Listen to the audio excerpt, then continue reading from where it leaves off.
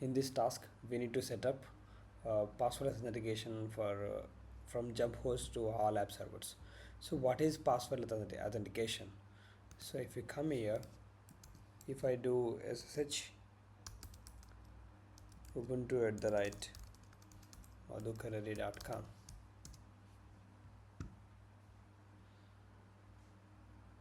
so I was able to connect. So if I zoom out a bit, so what I did actually, I entered ssh space username at the right, either you could use host name or IP address, but I didn't give any password, and even I haven't supplied any keys as well, but still I was able to connect because I set it up passwordless authentication. Even you can watch that in one of our Linux series videos, so you can get a better idea on that. So for this task we need to set up passwordless authentication for that one. So what is jump host? Basically uh, this is our jump host. In real life what we do actually, so we call it jump host or bastion host as well. So what we do while if you're working as a DevOps or Linux administrator, what you do usually, so you have your private servers, so these are not accessible from outside. So that's where you put a jump host or bastion host. So basically it's gonna be a public host, a public server, or you could access with VPN as well. And then you can connect this bastion host from your laptop. So your laptop, from here you connect to this server, and then from that server too you're gonna connect to your other private servers. So this is how it works in real world. So in our case, when you load the lab, we usually connect to jump host by default. From here you can do you need to check that whether you have keys or not. So if you look in here, you don't have any keys in this folder. This is the user's home directory. You can do pwd as well. For that one we need to run the command ssh-keygen -trsa.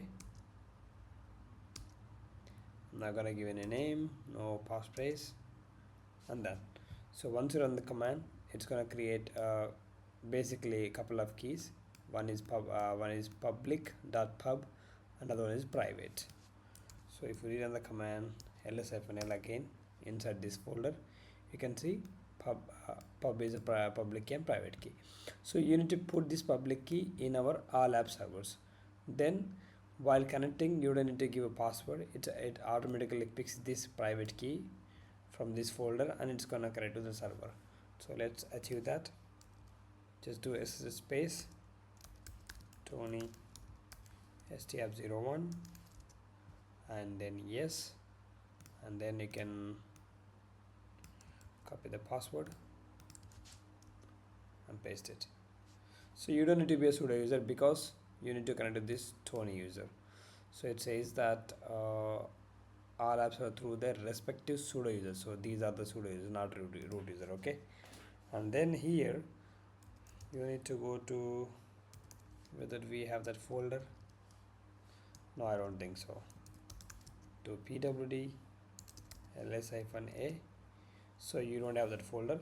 Inside the user's home directory you need to create a directory .ssh, and inside that .ssh I'm going to use cat command to create a file. You need to create authorized keys, and then paste the public key. If you do cat ssh idrsa.pub,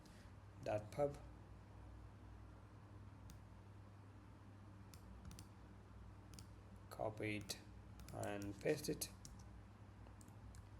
and Ctrl C. Now if I exit, I'm in the jump host now. If I try to connect, it's not gonna ask for password. So it uses those keys to uh, connect. So let's exit. Let's set up the same for the server, other app servers as well. So actually we can do multiple ways. Last time we logged into the server and we created .ssh directory and we created authorized keys file and we pasted the public key. Now I'm going to use the method ssh copy-id and then username and the server. I think ssh copy-id, I believe. Let's see. Yeah, that's the command. And then you need to put the password of that user. So that one is going to create a directory automatically, so we don't need to worry about that. Oops, it's a Steve, right? Steve, oh sorry, stf02 actually, the server 2. Paste the password. Okay, now if you try to connect SSH Steve stf02, it's not gonna ask for password. Let's do the same for app server 3. If you try to connect it stf03, so it's gonna ask for password. Let's recheck. Yes, and then I'm gonna copy it, the key with ssh copy-id and then paste the password.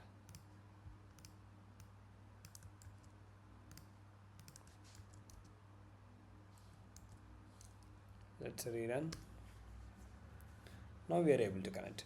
So this is how we usually use passwordless authentication. Confirm.